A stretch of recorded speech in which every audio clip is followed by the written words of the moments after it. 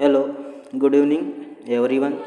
चलिए आज हम देखते हैं, आज 13 फरवरी 2026 को जो फिजिक्स का प्रश्न पत्र जो आया था वार्षिक परीक्षा में, बोर्ड एग्ज़ाम में, उसको हम हल करेंगे। इसका ये मुख्य पेज आपको दिखाई दे रहा होगा। हम चलते हैं इसके पहले पेज पर। यहाँ पर देखिए पहला प्रश्न जो दिखाई दे रहा है, आदर्श विद्युत द्विध्रुव का आकार होता है। तो इसका जो सही आंसर है ये है 0।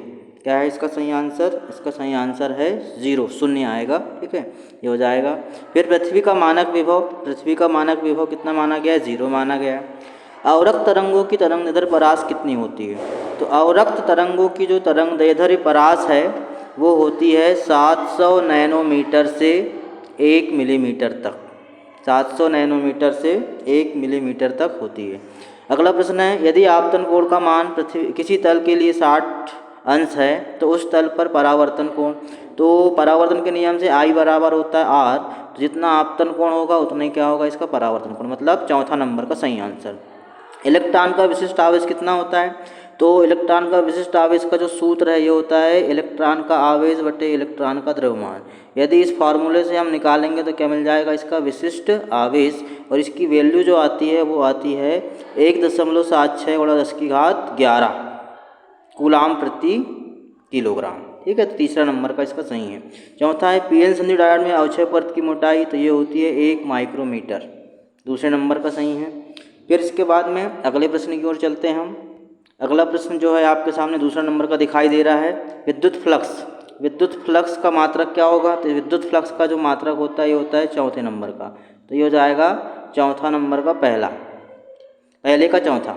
ठीक है, पहले का क्या हो जाएगा? चौथा। ये आता कैसे है? तो हमने पढ़ा था विद्युत फ्लक्स बराबर होता है विद्युत क्षेत्र गुणा क्षेत्रफल, है ना, एरिया होता है। तो यहाँ से देखिए विद्युत क्षेत्र का मात्रक जो होता है तो वोल्ट प्रति मीटर होता है, और क्षेत्रफल का मात्रक क्या होता है? मीटर का वर्ग होता है। तो एक से एक कैंसिल हो जाएगा, तो यहाँ क्या हो जाएगा? मीटर गुणा वोल्ट गुणा मीटर। ठीक है, इसका सही आंसर जो है ये वोल्ट गुणा मीटर हो जाएगा। अब आगे बढ़ते हैं।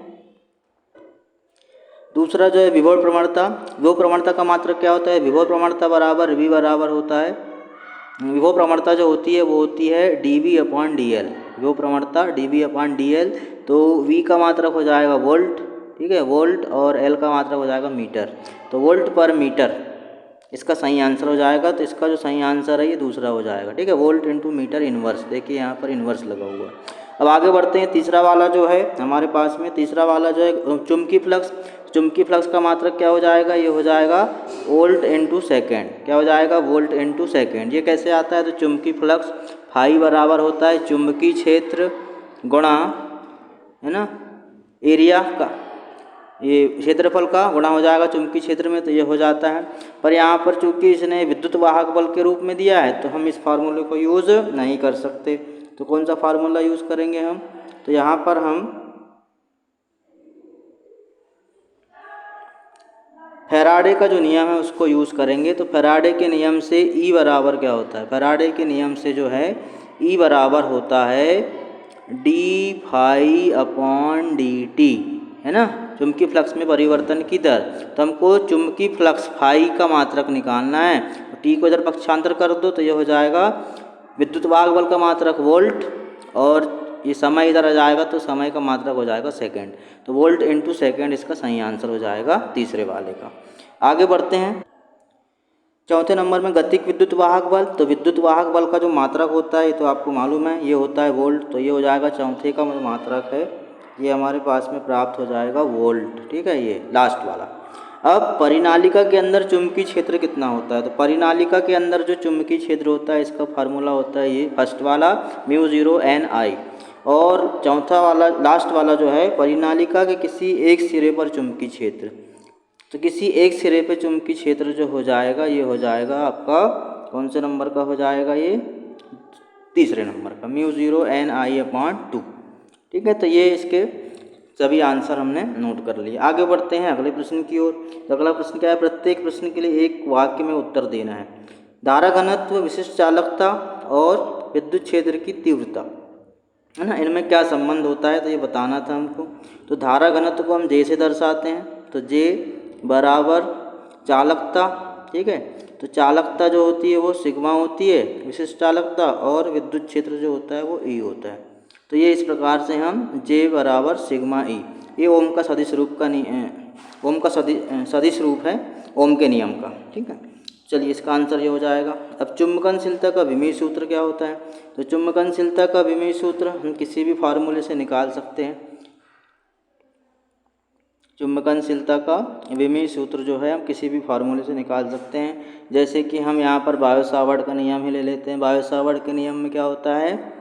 चुंबकीय क्षेत्र B बराबर μ0/4 इंटू I ना dl, और साइन थीटा का तो कोई विमीय सूत्र होगा ही नहीं, /r²।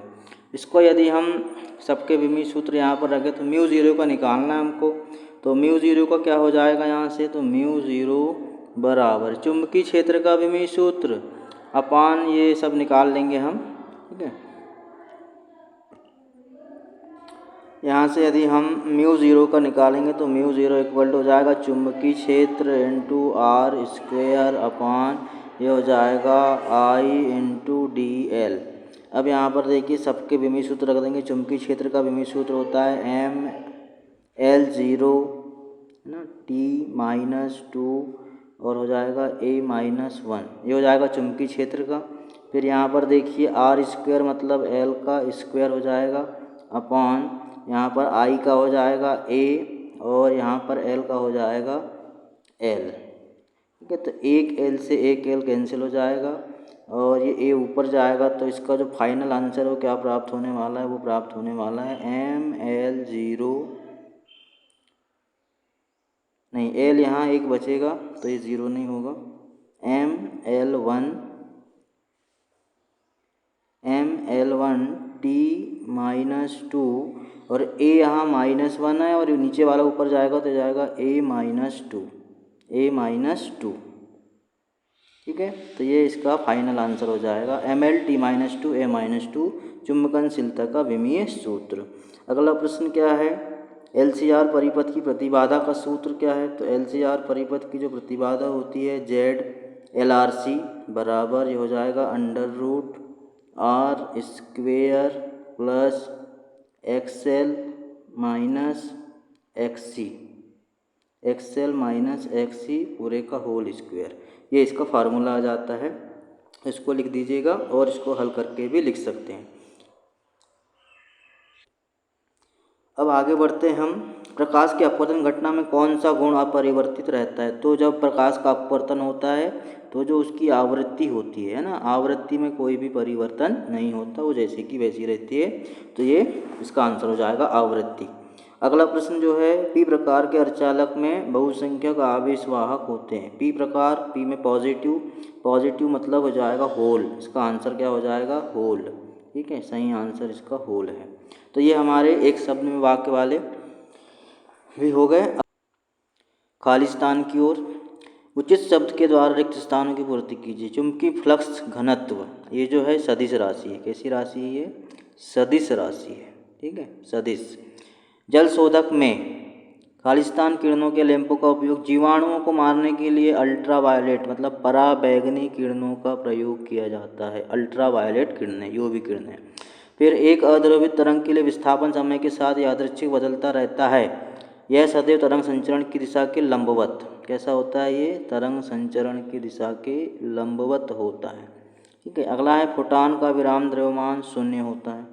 फोटॉन का विराम द्रव्यमान शून्य होता है। प्लांक नियतांक का मान ये होता है 6.6 × 10⁻34।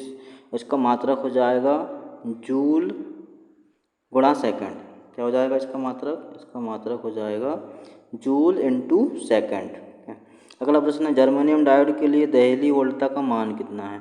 तो ये जो जर्मेनियम डायोड की दहली वोल्टता है इसकी वैल्यू आती है 0.2 वोल्ट या 0.3 वोल्ट भी लिख सकते हैं, कोई दिक्कत नहीं है।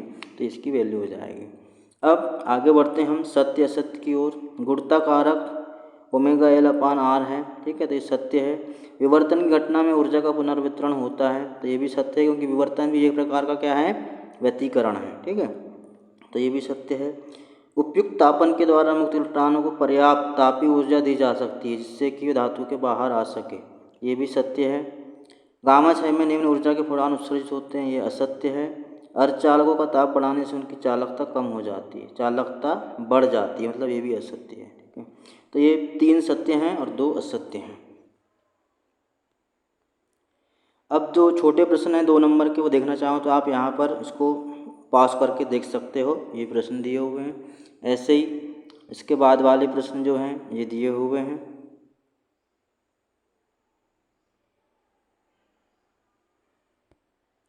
ऐसे ही इसके बाद में बड़े प्रश्न जो हैं 3 नंबर 4 नंबर के, वो ये दिए हुए हैं, इनको भी आप देख सकते हैं।